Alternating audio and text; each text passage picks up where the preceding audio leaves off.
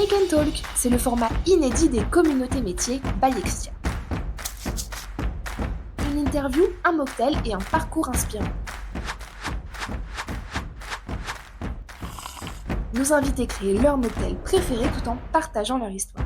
Alors êtes-vous prêts à écouter ce nouvel épisode ? Bonjour à tous, bienvenue dans ce nouvel épisode de Shake and Talk. Aujourd'hui, on accueille Benjamin. Benjamin, bonjour. Bonjour. Est-ce que tu peux te présenter ? Bien sûr. Nous dire qui tu es chez Extia. Alors, moi, c'est Benjamin, je suis le directeur de la communication d'Extia, que j'ai rejoint en 2014. Donc, à l'époque, on devait être, je pense, à peu près 400 personnes. Ok, belle évolution là. Exactement, donc ça fait un peu plus de 10 ans. Ok. Quelles sont tes missions au quotidien ? Qu'est-ce que tu fais ? Quelles sont tes tâches ? Alors, l'objectif de la communication au global, puisque bien évidemment, il y a surtout une grosse équipe derrière, c'est de valoriser Extia, c'est-à-dire la marque, la visibilité, la notoriété de la marque auprès de notre écosystème. Donc, ça peut être les candidats, les clients, les prospects, les partenaires, les associations avec lesquelles on travaille, et puis de faire vivre aussi la cohésion dans l'entreprise, de diffuser les messages, s'assurer que tout le monde ait le bon niveau d'information, créer aussi ce sentiment d'unité, a fortiori sur un modèle de société de conseil où la plupart des collaborateurs sont au jour le jour en mission chez des clients, donc dans des entreprises différentes, intégrés aussi à des cultures différentes. L'idée, c'est vraiment de créer ce sentiment d'unité pour l'ensemble des collaborateurs, avec bien évidemment, on en parlait, cet aspect bien-être et performance. Comment est-ce que nous aussi, au sein de l'équipe communication, parce qu'on a tous un rôle à jouer sur le sujet, on va réussir à créer aussi le climat favorable et des conditions favorables au bien-être et au développement des collaborateurs. C'est vrai que c'est hyper intéressant de t'avoir aujourd'hui, puisque merci déjà pour ta présence. Je peux pas refuser une vidéo. Enfin, voilà, surtout la création d'un mocktail. Oui, on passe notre temps à demander à tout le monde de faire des vidéos. Je pouvais pas te dire non. C'est vrai, je suis bien d'accord. Mais c'est vrai qu'on a tendance à avoir plein de posts, plein de communication interne, externe, etc.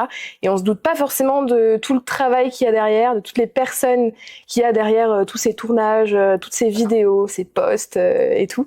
Donc merci d'être présent. Avec plaisir. Merci de nous inviter. Merci de nous écouter. Merci de nous écouter. Merci de nous écouter jusqu'à la fin. On a un petit peu échangé, Benjamin, avant cet épisode de tes goûts. Qu'est-ce que tu préférais ? On a un petit peu triché. Mais bon, c'était pour la bonne préparation et la bonne mise en place de cet épisode. On a évoqué un peu tes goûts en termes de cocktails, plutôt. De mocktails aussi, mais de cocktails surtout. C'est-à-dire qu'il est 11h20 en termes de tournage. Voilà. Et pas le choix. Voilà, exactement. Tu évoquais ce goût pour le gingembre dans les mocktails. Tu adorais aussi. Petit coup de fouet. Exactement. Très important aussi, surtout là, ce matin. Tu aimais bien aussi le citron, la ginger beer. Donc, je t'ai créé un cocktail, on va dire, sur mesure, puisqu'aujourd'hui, on est sur le Thai Twist. Ouh, Thai Twist, ça me plaît déjà. Qu'est-ce que ça t'évoque ? Tout me plaît. Le Thai Twist. Déjà, avec le nom. Thaïlande, parce qu'on a parlé de ma passion. Exactement. Ma passion pour la Thaïlande, oui. Autant pour le pays que la boxe thaï que je pratique et que j'adore. Et puis le twist, j'imagine que tu m'as fait quelques petites variantes. Je vois de l'œuf, on en avait parlé. Il me semble que j'avais dit non, mais c'est pas grave. Écoute, on va le tester quand même. Mais tu m'avais dit, je suis ouvert. Je te fais confiance. Exactement. Voilà, très bien. Et puis tout ce qui est un peu twist, tu vois. Créativité, c'est pareil, je ne peux qu'abonder dans ton sens, donc on va tester. C'est exactement ça. Là, pour vous faire un petit topo des ingrédients, on a 8 feuilles de basilic, 2 rondelles de gingembre, enfin plusieurs rondelles de gingembre, mais on en a besoin que 2 pour ce mocktail-là. On a également du jus de citron vert, du miel, que je n'ai pas mis sur la table, de la ginger beer, comme je l'ai dit juste avant, et on a également de l'œuf, comme tu viens de le préciser. Ce que je te propose de faire, c'est de commencer directement, et après, comme ça, on peut échanger un petit peu sur ton expérience au sein d'Extia. On commence par quoi ? Donc, on va commencer par mettre 2 centilitres de jus de citron vert dans le shaker directement. Donc, 2 centilitres, ça va être celui-ci. Pour celles et ceux qui nous regardent, c'est le plus petit. Hop, voilà, je vais essayer de mettre partout. On sait si tes recettes sont reprises après ? Les gens qui suivent ton podcast reprennent les recettes ? Les gens reprennent les recettes. J'ai souvent des petits messages. On va en mettre 2 fois plus. On espère que vous aimerez le Thai Twist. En général, les mocktails, ça fonctionne bien. Alors raconte-moi un petit peu ton expérience pendant que je travaille un petit peu le mocktail. Parce que comme tu le disais juste avant, ça fait 10 ans que tu es chez Exia. T'en as vu quand même beaucoup. Oui. Tu as commencé par quoi? Par quelle mission en tant que chargé de communication? Ok. Alors, ce qui est intéressant, c'est que donc on est en 2014 et chaque année, Exia fait un gros événement pour son anniversaire, soirée annuelle. Et donc là, 2014, moi à l'époque, j'étais chez Orange sur la partie recherche et développement côté communication dans l'équipe, sur la dimension européenne. Et j'ai une amie à moi qui était en stage chez Exia à l'époque et donc il me dit, elle me parlait beaucoup d'Exia, parlait beaucoup de sa boîte, les événements, etc. Déjà, j'avais une belle image. Et puis surtout, elle me dit, bon bah voilà, pour la soirée annuelle, on privatise le parc Astérix, on a le droit d'amener un +1, donc si tu veux, bah je t'amène avec moi. Bien évidemment, j'avais pas refusé, donc j'y vais. Et là, en fait, je rencontre les équipes. Déjà, je découvre un peu l'ambiance, etc., ce qui me plaisait beaucoup. Et plus important, j'y vais quand même avec ma casquette, puisque je faisais des études de com, etc. J'étais dans ces métiers-là, donc j'y vais un peu avec ma casquette com. Et j'écoute le discours d'Arnaud pendant la soirée, et le discours sur lequel il partage un peu sa vision du monde du travail, sa conviction. On parlait tout à l'heure bien-être et performance, parlait de Great Place to Work, tous ces éléments-là. Et quand je l'entends, je me dis, tout ce qu'il raconte déjà résonne, et puis je trouve ça hyper cohérent. Donc je me suis dit, bah en fait, quitte à travailler dans la communication, c'est toujours intéressant d'être aligné et de porter, de l'accompagner en tout cas à porter ses messages, que ce soit vis-à-vis des collabs et à l'externe. Et bah l'occasion, en fait, les planètes étaient un peu alignées, puisque du coup j'ai passé ma soirée sur le Grand 8 avec Anaïs à l'époque, qui était RH côté staff, et donc qui du coup m'a parlé d'un poste ouvert en communication. Et donc c'est comme ça que après la soirée, voilà, j'ai envoyé mon CV, j'ai rencontré tout le monde, ce qui était extrêmement confortable du coup, parce que quand je suis arrivé pour mes entretiens, bah, je connaissais déjà un peu tout le monde, donc ça c'était super. La taille de la boîte aussi à l'époque faisait que. Et après, de fil en aiguille, j'ai intégré l'aventure. Et donc à l'époque, on était deux côté communication, principalement moi sur la partie communication externe, développement de la communauté, réseaux sociaux, identité visuelle, etc. Ce qui était vraiment la partie sur laquelle j'étais le plus à l'aise, et puis surtout celle qui était à l'époque un peu moins développée. Donc l'idée, c'était de créer un équilibre avec Lescia, qui était ma binôme de l'époque, que vous avez eu il y a pas longtemps dans les comètes. Qui est revenue parce qu'elle s'est reconvertie, et donc elle a animé un meet-up sur la nutrition. J'espère qu'elle serait fière. Plus tard, ouais, j'espère qu'elle sera fière de ce qu'on propose ici. Il n'y a pas trop de sucre, c'est du miel. C'est bon. Donc voilà. Et donc après, de fil en aiguille, l'idée c'était, on était deux, Exia c'était 400 personnes. La boîte a grandi très très vite, on a vu le développement qu'on a. Donc c'était aussi de construire un petit peu les départements communication comme on le connaît aujourd'hui, et puis ensuite très vite rejoint dans l'équipe par Lucie, qui du coup pilotait toute la partie communication interne, et ensuite cet équilibre qui continue jusqu'à aujourd'hui. On travaille toujours ensemble pour développer l'écosystème Exia sur Exia IT, Exia Engineering. Qu'est-ce que tu préfères dans tes missions au quotidien ? Quand tu arrives chez Exia le matin, qu'est-ce que tu... Alors, il y a un mix de deux choses, je pense. Moi, je suis très créatif. Donc, ce que j'adore, c'est vraiment le côté nouveauté. Donc, ça, c'est vraiment... Tu vois, moi, dans la partie gestion au quotidien, je suis plus sur le projet, on va initier des nouveaux projets, que sur la gestion du run. Moi, ce que j'adore, c'est vraiment le côté, voilà, on essaie des nouvelles choses. Ça, c'est mon driver qui est très personnel et qui pourrait s'appliquer un petit peu partout. Ce que je trouve intéressant chez Exia, et ce qui fait sens, et c'est aussi ce qui fait que j'y suis depuis toutes ces années, c'est qu'en fait, les gens ont énormément d'idées, ont tous beaucoup cette capacité à mettre en place des nouveaux projets. Et donc, du coup, se dire que côté communication, on va mettre en musique toutes les idées, les innovations, les envies des gens pour leur donner un peu corps. Il y a quelque chose qui résonne, il y a un sens d'utilité aussi, il y a un sens d'impact derrière qui se voit, et puis on participe aussi à la croissance de la boîte.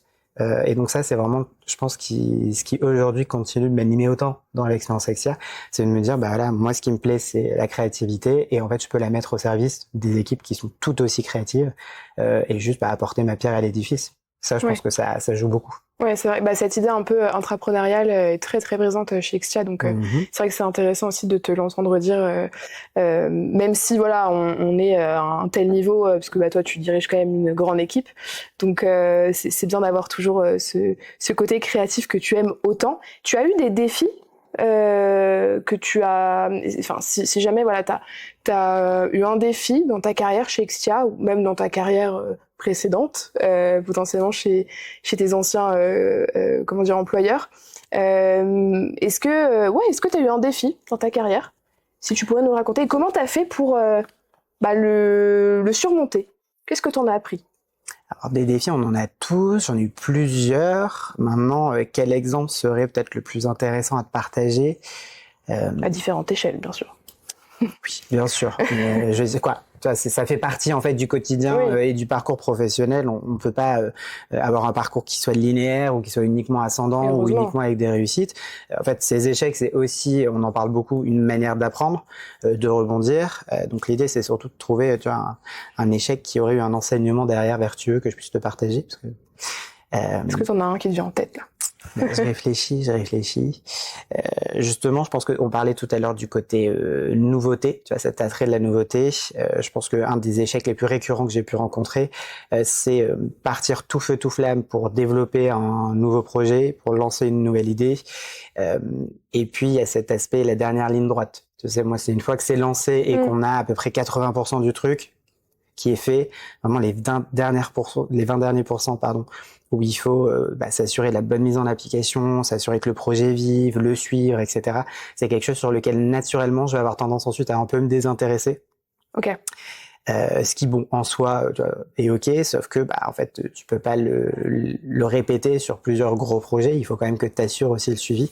Donc, ça m'est arrivé plusieurs fois de me retrouver ensuite un petit peu embêté en me disant, mince, en fait, j'ai lancé un truc, c'est super. Puis là, ça retombe un petit peu parce que je suis pas allé au bout. Et donc, ça, c'est typiquement un enseignement maintenant qui me suit beaucoup et que j'essaie de partager aussi aux équipes lorsque c'est nécessaire, de se dire, en fait, une idée, c'est génial. Il y a ce côté un petit peu, je crois que c'est Thomas Edison qui disait c'est 1% d'inspiration, 99% de transpiration. Voilà, de pas se cantonner juste à la partie créative, mais ensuite de vraiment aller jusqu'au bout et voir l'impact de nos idées et suivre et faire vivre ce projet. Ça fait partie du processus créatif in fine, à pas négliger. Ouais, et très intéressant. Merci pour ce partage. On va juste revenir à la recette parce que sinon je pense que on n'est pas prêt de boire quoi que ce soit. Exactement. Alors on va rajouter 1 centilitre de miel. Je te laisse.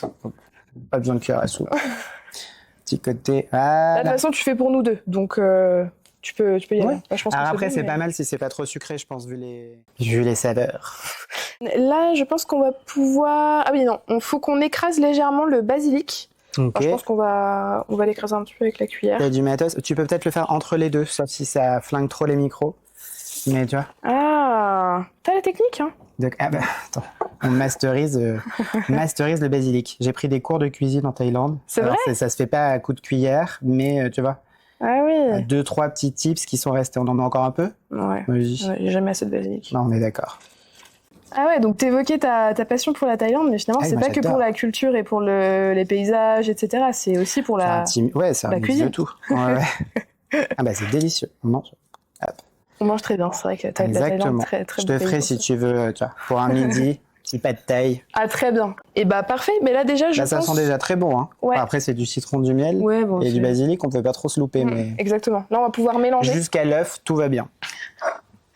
Je pense que j'ai déjà goûté. T'as déjà goûté un mocktail ou un cocktail avec des œufs ? Oui, mais pas fait comme ça à la cafette d'Extia, par nos soins. Je sais pas. Mais après on va tester. Oui, mais il faut pas le battre ou il y a pas un truc. Faut bien mélanger. Okay. Je t'invite à mélanger, à tenter l'expérience. Voilà, prends bien en main. Il y a une forme, il y a un 8, non ? Comme ça, voilà, exactement. Mais ça, je sais pas ça. C'est ça qu'il aurait fallu. Professionnel, ça. J'aurais dû bosser avant l'émission. Hop là. T'entraîner un peu, faire des tutos. Pour celles et ceux qui communauté métier. Exactement, c'est important de le dire. Celles et ceux qui sont externes à Extia et qui n'ont jamais entendu parler des communautés métiers, même si je trouve que c'est quand même très dommage. Ce podcast s'inscrit dans les communautés métiers by Extia. Qu'est-ce que c'est les communautés métiers by Extia ? On organise des événements, des conférences autour de sujets divers et variés, que ce soit technique ou transverse, allant d'une expertise à une passion. Voilà, on peut aller sur des sujets tels que la plongée, mais passer également sur des sujets liés à la data, à la DevOps, à l'intelligence artificielle, tendance très émergente. Important de faire la veille dessus pour les métiers de nos collaborateurs, tout simplement. Toi, quel est ton rapport par rapport aux communautés métiers? Parce que tu as vu la naissance des communautés métiers. Est-ce que tu peux nous faire un petit historique? L'historique, c'est le moment Père Castor de l'émission. Je me rappelle en 2014. Mais non, effectivement, blague à part, je me rappelle en 2014. À l'époque, on avait quelques collaborateurs qui étaient hyper investis et très convaincus de la pertinence et de l'importance des communautés métiers chez Extia. Notamment suite à plusieurs retours qu'on avait eu dans l'enquête Great Place to Work, où les gens étaient demandeurs d'avoir un espace de partage de connaissances, de compétences, de retours d'expérience, réussir aussi à se mettre en lien, en fait, en connexion, parce qu'encore une fois, quand je suis au quotidien à intervenir chez différents clients d'Extia, c'est pas facile. Pas forcément comme toi et moi, par exemple, on peut l'être dans le même open space. Donc, si j'ai une question, je me lève et je te la pose. Donc ça, c'était déjà un premier constat. Et donc, je me rappelle à l'époque, par exemple, de Stephen Verle, qui était ingénieur d'affaires junior, qui aujourd'hui est directeur régional Paris, qui était hyper impliqué dans ce lancement avec plusieurs autres collaborateurs. Et je crois que la toute première, si je dis pas de bêtises, mais peut-être que tu pourras me corriger, il me semble que c'était une communauté dev Java. C'est ça. C'est ça, hein. Exactement. On en entendait beaucoup parler. Ouais. Et donc, il poussait beaucoup sur le sujet. Il y a eu un vrai switch au moment où on s'est dit, OK, quand je dis on, c'est pas moi, mais en tout cas, Extia, Emmanuel s'est dit, OK, retour Great Place to Work, cohérence dans ce qu'on a envie de mettre en place, l'entreprise apprenante, création de liens. Donc en fait, on va investir sur le sujet. Et tu vois, typiquement, c'est un des sujets qui fait que j'adore encore bosser chez Exia, c'est le côté, OK, on va vraiment lancer quelque chose, on va lancer le programme, on va créer cette structure autour des communautés métiers, on va investir aussi, on va recruter. Donc on a eu une première personne qui est venue pour vraiment coordonner l'ensemble. Et puis, de fil en aiguille, les communautés sont ce qu'elles sont aujourd'hui. Donc, je crois que vous êtes 16 communautés. Bien ça? 13. Presque, bientôt 16. J'en rajoute. 13 communautés avec l'équipe que vous avez aujourd'hui qui est hyper conséquente. C'est surtout avec tous ces leads qui s'investissent, tout ce que vous avez mis en place. Donc ça, c'est hyper intéressant. Et ce que j'aime bien dans le programme, c'est le côté un peu évolutif de se dire, en fait, si j'ai envie de rajouter, on parlait des extiens et de la créativité tout à l'heure, j'ai envie de rajouter une expertise, j'ai envie de rajouter un sujet, j'ai envie de partager quelque chose. En fait, ça crée, je trouve, à minima un terrain d'expression qui est très vaste, sur lequel chacun peut aller s'investir un petit peu à l'envie en fonction de ce qu'il a. Moi, à titre personnel, je suis plutôt client, c'est-à-dire que je suis assez passif, mais j'écoute les communautés, je les partage avec des gens qui sont intéressés, etc. Mais t'écoutes quoi? Alors, j'écoute quoi? Sur la partie technique, j'y suis assez peu. Parce que, tu vois, des retours d'expérience précis sur une techno, etc. Oui, normal. Quand il y en a un peu générique, parce que c'est toujours intéressant de travailler sa culture IT ou digital, ça peut m'intéresser. Après, moi, je suis très communauté soft skills, management, feel good, des thématiques un peu transversales. On parlait là du dernier en date qui était sur la nutrition, mais parce que du coup, c'était Laetitia Cocal qui l'avait animé, donc ça m'intéressait aussi. Mais voilà, tout ce qui va être vraiment orienté gestion du stress, gestion de la négociation, des choses que tu peux transposer à la fois à Extia et à ta vie de tous les jours sur plein d'aspects. Avec une petite passion, moi, quand même, pour essayer d'amener des guests improbables dans les communautés métiers. Tu vois, de partager à des copains, à des amis, à de la famille, à des anciens collègues, etc. Tu vois, histoire de... Voilà. Je trouve qu'il y a cette dimension qui rassemble un peu. Tu peux avoir n'importe qui au final, puisque c'est que c'est en ligne, tu peux avoir n'importe qui qui a un ordinateur, une connexion Internet. Donc tu peux avoir. Ok. Pour celles et ceux qui ne savent pas ce que veut dire lead, on parle des extiens qui s'engagent et qui participent activement, animent des meet-up, etc. Voilà, juste pour préciser, quand tu parles de guest, est-ce que tu en as un en tête ou de guest que tu apportes aux communautés métiers? Alors, quand j'apporte, c'est-à-dire que je les invite à participer. Voilà. Après, c'est déjà très bien. Oui, alors qu'on peut toutes et tous le faire, bien évidemment, mais moi, c'est mon petit jeu. Là, le dernier qui est un peu perso, mais c'est ma mère. Donc ma mère qui a assisté au Meetup Nutrition parce qu'elle adore la nutrition, elle est hyper intéressée par le sujet et donc du coup, sachant en plus que elle connaissait Laetitia, etc., je l'ai appelée en disant voilà, je te partage l'invitation, donc peut-être la guider un petit peu sur comment on se connecte, etc. Mais donc elle a suivi l'événement, hyper intéressée, et puis surtout du coup après elle m'a posé plus de questions sur les communautés métiers, donc j'en avais jamais trop parlé avec elle, j'avais pas pensé à ça, et il s'avère qu'elle est hyper intéressée. Donc je lui ai partagé la chaîne YouTube par exemple, parce que je lui ai parlé d'intelligence artificielle, donc là ça y est, je l'avais lancé. Donc maintenant elle est en train de faire tous les replays des communautés métiers, elle m'appelle pour en parler, voilà. Donc je pense que dans le système de gamification elle est pas comptée, mais heureusement parce qu'elle aurait raflé toute la mise. Et en parlant de gamification, tu fais le lien directement directement. C'est génial, merci beaucoup. J'ai même plus besoin de poser les questions. Ce podcast s'inscrit dans la gamification d'Alexia. Si vous êtes interne à Extia, vous pouvez gagner des points, gagner des avantages en participant à des événements des communautés métiers, comme l'a dit Benjamin, mais également en écoutant ce podcast, vous pouvez gagner des points. Ce que je disais, tout simplement. Commentez un emoji. Quel emoji tu souhaiterais que les auditeurs, auditrices commentent? Ah bah un cœur, un petit cœur. Un cœur? Bah oui. Quelle couleur?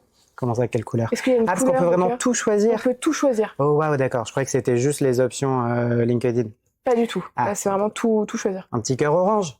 Un cœur orange? C'est ça le jeu? Ok. Un C'est cœur ça. orange pour Extia. Et Ok. mettez votre plus beau cœur orange dans les commentaires sur Spotify, sur Livestorm, sur YouTube, enfin où vous pouvez. Comme ça, au moins, vous aurez accès à vos points et à vos avantages. Moi, j'ai des points si je fais l'interview. Je gagne quelque chose? Bien sûr. Ah, bon, ça va. Tu gagnes On des va points. envoyer les cœurs alors, c'est bon. Oui, donc tu disais, ça t'a quand même apporté professionnellement et personnellement toutes ces communautés métiers? Bien sûr. Ouais. En fait, ce qui est intéressant, je pense, il y a deux trucs que moi je trouve hyper intéressants. Le premier, c'est j'ai un éventail de sujets divers et variés dans lequel je peux aller piocher. Et le deuxième, c'est que on est aussi, et là c'est parce que je fais partie d'Extia, mais on a du coup aussi une proximité et un accès aux intervenants. C'est-à-dire que typiquement, demain j'écoute une conférence qui va être animée par, je sais pas, une consultante à Lille. Je trouve que le sujet est hyper intéressant et j'aimerais bien creuser le sujet. En fait, je sais aussi que j'ai la possibilité de la contacter, lui poser des questions, etc. Donc je trouve que ça crée aussi un lien de proximité qui est intéressant. Et puis encore une fois, ça fait aussi partie des programmes Extia, donc je trouve que c'est chouette aussi d'en profiter.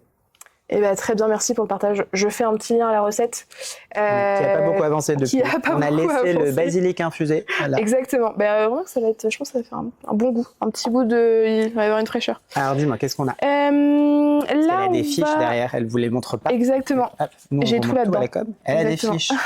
Alors, qu'est-ce qu'on a? On va rajouter le gingembre. Le gingembre. Tu veux une cuillère? Ouais, je veux bien. En termes de dose, normalement c'est deux rondelles après. Hein? Oui, non, c'est tout petit ça. Non, mais c'est vrai, on veut que ça soit On est un fanatique de gingembre là. Non, mais c'est hyper bon. C'est bon pour la santé en plus. Mais bien, une bonne dose, peut-être un peu trop. Parce qu'il faut qu'on le fasse pour l'OD2. Vous voyez, c'est dans la team sushi pour ceux qui en mangent. Voilà. Moi, je suis le genre à aller quémander les gingembres de tout le monde, puisque personne ne veut jamais les manger, je ne comprends pas. Mais c'est super fort. Et c'est super bon. Oui, non, mais c'est excellent.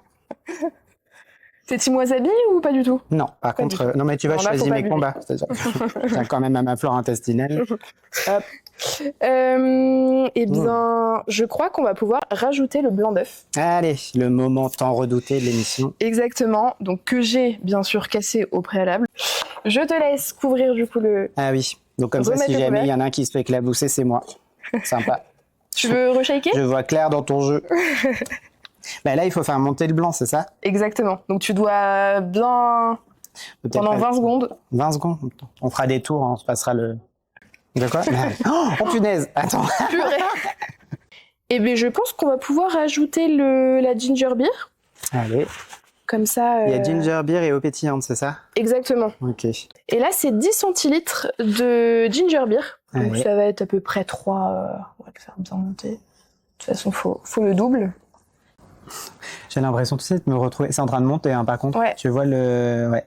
Ah, je suis d'accord, peut-être qu'on n'a pas. Ça va déborder? Non, c'est bon. Ah, on va... J'ai l'impression de me retrouver, tu sais, dans les cours de sciences quand tu fais des expérimentations. Beau, c'est beau! Et... Alors, vraiment bien joué. Tu vois, j'ai été sceptique sur le blanc d'œuf, j'aurais pas dû. Là, j'ai juste peur quand on va le verser. Ah oui. Ouais. Mais est-ce qu'il faut pas le verser sans le. Là, je vais pas pour le la mousse secouer. Hein. Ouais. Non? Ça va pas casser la mousse? Non, normalement. Ok, c'est fait pour? Ouais, normalement, allez, c'est fait vas-y. pour. C'est toi l'experte. Alors, je sais pas si par contre on va avoir les mêmes... Eh ben, tu vas prendre... Oh, le fail! On va rajouter un petit peu de ginger beer. Mais finalement, ça fait pas tant de mousse que ça. Non, je pense que c'est le passage. Tiens, je te laisse le plus rempli. Effectivement, peut-être un peu de... Ouais. On peut rajouter, je pense. Hein. Je pense que c'est le passage dans le goulot, tu sais, qui cut la mousse. Peut-être. Après, le goût sera là, c'est important. Dernière question avant de goûter ce fameux mocktail. Quel est ton tips au quotidien pour réussir tous tes projets. Est-ce que tu aurais un tips Parce que tu parles de créativité, de toi, qu'est-ce que tu préfères, etc. Mais quel est ton truc en plus dans les projets? Les trucs en plus. Est-ce que c'est cette positivité Alors moi j'ai un vrai biais d'optimisme, effectivement. J'ai toujours l'impression que, ce qui des fois peut poser défaut, j'ai toujours l'impression que tout va toujours bien se passer et que forcément tu vois, tout va dérouler. Alors je sais pas si c'est vraiment un tips plus que juste, tu vois, un petit peu inné, en tout cas personnalité. Après néanmoins ça peut effectivement être quand même un sujet, tu vois, de se dire à minima, peut-être de pas s'auto-freiner. Je sais pas si c'est un si c'est le terme exact, mais en tout cas, peut-être, voilà, je pense que dans un projet au quotidien ou dans un quotidien professionnel, il y a forcément plusieurs obstacles qui vont se monter un petit peu sur le chemin. C'est ok, ça fait partie du jeu. C'est d'ailleurs assez drôle de voir comment est-ce qu'on les surmonte, surtout quand, tu vois, moi qui suis créatif, c'est toujours un truc un peu, je le fais comme une sorte de jeu. Néanmoins, je pense que voilà, s'il y avait peut-être un conseil à garder, ça serait de pas s'auto-créer des obstacles, c'est-à-dire de pas partir en se disant, bah, en fait, ça va pas fonctionner, ça va être un échec, etc. Négativement. Voilà, c'est important d'avoir de la lucidité. C'est pour ça que je te disais que mon biais d'optimisme, des fois, peut me faire défaut, parce qu'en fait, je suis pas forcément lucide sur tout, et c'est ok aussi, parce que, bah, vu qu'on est une grosse équipe, et que du coup, on bosse ensemble, bah, tu vois, les gens m'équilibrent aussi, ça c'est pas mal. Donc voilà, je pense qu'il faut rester lucide sur les situations, tout en gardant, effectivement, une approche plutôt positive, l'optimisme dont tu parlais, et pas se mettre des barrières. On peut le faire parce que on n'a peut-être pas confiance en soi ou ses capacités sur certains sujets, peut-être parce que on craint ce que les autres vont penser du projet, on craint que le résultat soit pas à la hauteur de ce qu'on avait envie de donner ou de se fixer un objectif trop ambitieux. Je pense que tant qu'on garde une approche assez lucide et réaliste des choses, c'est toujours intéressant de se dire, bon, bah, à minimum, moi, je ne me mets pas de barrière, j'essaye, j'itère, je vois comment ça se passe, je m'adapte, mais par contre, j'y vais sans barrière. Très clair. Ça te va? C'est une très belle réponse. J'ai même pas besoin de réenchérir, tu vois. Donc, c'est parfait. Je pense qu'on va pouvoir goûter le mocktail. Allez. Ça y est, bah à la tienne. À la tienne. Voilà. Il est excellent. Il est très bon. Il est excellent. Je t'avais dit que tous les cocktails sont réussis. Non mais alors vraiment, il est excellent. Je me permets quand même, parce que du coup, vu qu'on l'a, avec plaisir. Il est bon et un peu sucré. C'est vrai. J'ai la main lourde sur le... Par contre, il y a pas mal de gingembre. Hein. Sur le... Ah oui, pas ça, de toute façon, je te l'avais dit. Je pense que le miel et ginger beer, c'est sucré dans la ginger beer. Bah, je suis pas sûre. Qui regarde le sucre. Quand même, non? Si j'allais... Alors, pour ceux qui aiment cocktail sucré, restez à la ginger beer. Pour ceux qui préfèrent quelque chose d'un peu plus doux, en tout cas moins sucré, je vous conseille, je me permets. Oui, bien sûr. Il y a un petit goût de citronnade. Le gazeuse, ouais. En fond. Et alors avec le gazeuse? Ah bah tu vois, moi j'adore. Et tu plus sens frais. plus le gingembre. Ah, tu vas avoir de l'énergie là pour la journée. Ah bah tu veux pas goûter avec le gazeuse? Ah bah avec plaisir. C'est très bon. Là, c'est pas mal. C'est très bon. Et effectivement, je pense qu'on va être en pleine forme avec ça. C'est réussi. Ben, n'hésitez pas à le reproduire, encore une fois. Hein. Là, c'est encore un mocktail réussi. Décidément. De toute façon, tu les coupes au montage s'ils sont loupés. Non? En vrai? Non, moi, je pense qu'elle coupe. On ne dit pas, mais clairement. On dira pas. Ça restera dans les annales. Eh bien, j'aime bien terminer ces podcasts par une phrase. Si jamais tu devrais résumer ton expertise en une citation, en un mot, différent du tips et de tout ce qu'on a vu auparavant. Si tu devais résumer ton expertise en une citation, en un mot, en une phrase, alors, quelle serait cette citation? Alors, c'est une citation que Emmanuel nous a partagée il n'y a pas longtemps. J'ai un doute, je crois que c'est Winston Churchill, mais je ne suis pas sûr, qui disait « Là où il y a une volonté, il y a un chemin ». Je trouve que celle-ci, elle fonctionne assez bien, elle s'applique un peu à tout. Et dans cette logique un peu d'échange autour de la créativité, je trouve que c'est intéressant de se dire, en fait, si on a une idée, si on a un objectif, si on a un projet, on sait peut-être pas forcément quel chemin on va prendre. En tout cas, on va se laisser la liberté de le dessiner ensemble. Du moment qu'il y a une volonté, il y a un chemin. Donc voilà. Et il y a en tête un objectif, et puis après, on verra comment faire. Et c'est très extien comme approche, parce que c'est un peu ce qu'on fait depuis le début. Voilà. Donc voilà, j'aime bien celle-ci. C'est parfait pour vos prochains projets. À garder en tête cette citation. Mais il faut vérifier si c'est bien Churchill, je crois. Merci beaucoup, Benjamin, Merci à toi. pour cet épisode. Merci à tous nos auditeurs, auditrices qui nous écoutent ou qui nous visionnent également, puisque ce podcast est disponible en vidéo. Et bien, voilà, ce que j'ai à vous souhaiter, c'est une belle journée, une belle soirée, puisque cet épisode est disponible tous les premiers lundis du mois à 17h sur Spotify. Rejoignez-nous du coup le mois prochain. Belle journée, belle soirée. Merci beaucoup. Merci beaucoup. Belle soirée à toutes et à tous. À plus tard.